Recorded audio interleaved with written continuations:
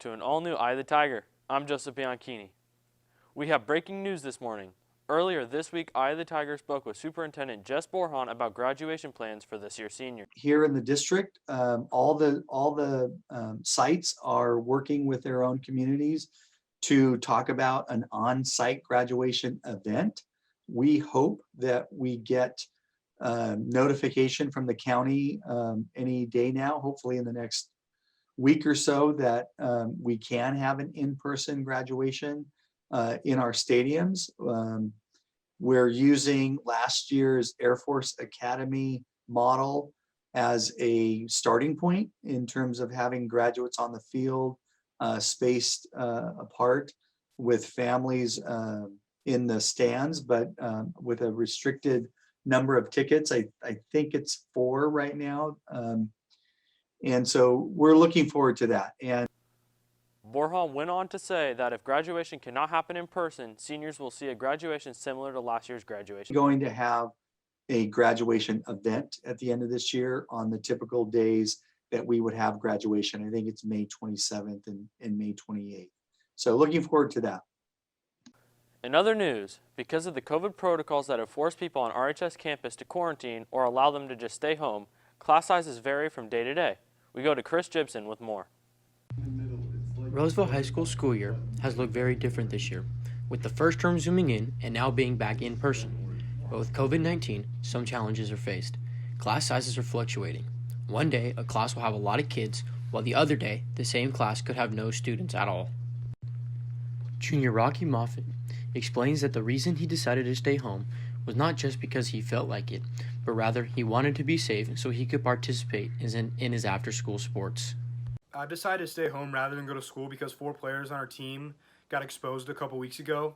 So I was thinking for the rest of the season, I might as well just stay home so I never get exposed at school. But I eventually got exposed the day before the game along with the rest of my teammates pretty much. So we're just hoping that everybody just tests negative on the next time we take a test, and hopefully we can play. Although many kids enjoyed the zooming in option, many kids also missed the social interaction with other students. Junior Nick Primavera explains why he decided to attend school 5 days a week. The main reason I went back to school 5 days a week when given the chance was the social aspect, being able to talk to my friends and talk to other students, during class and during passing periods, something that I look forward to when I go to school. It's something that, I just enjoy. So it's a great thing to have when you're, back to school in person. Class sizes will continue to fluctuate as students can still choose whether or not to come home to school each day. And now we go over to sports with Kobe Estrada. Good morning and welcome to this Friday's edition of EOTSN. I'm Kobe Estrada. Nearly a week after football was scheduled to begin, the team is still waiting to start. For the second week in a row, the game has been canceled. We go to Jackson Hooker with more on the story. The first scheduled football game was on March 13th against Christian Brothers. That was canceled less than 24 hours before the game due to too many kids being in quarantine. After being told that they were okay to play crosstown rival Wood Creek, it was later told that the Placer County Department of Health did not clear the team and their Wood Creek game was canceled as well. Senior quarterback and captain Cole Ericart is devastated at the fact that they're losing so many games in an already short season. Every couple of months, they decide to push back the season even further.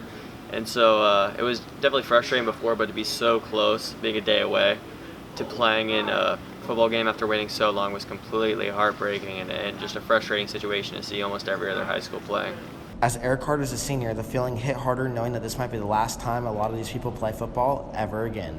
It makes it worse because for a lot of us, it's the last time playing football, and there's something special about high school football and playing with the people you grew up with. And so I wish we could have had something better for our senior year, especially for those that have been playing since we were literally 6 years old. It's not particularly the best way to go out. After coming off of the first team all-conference season, senior running back Joe Bryce was crushed to see that so many of his senior season games are being cut short. Kind of just demoralizing. Like, I was really excited to start playing at the beginning of the season, and then it was canceled. So it's rough to get really excited for something and then for it to be taken away from you again. So yeah. And if football games were to begin, no student body will be allowed to attend unless you are listed as an immediate household member of a current athlete.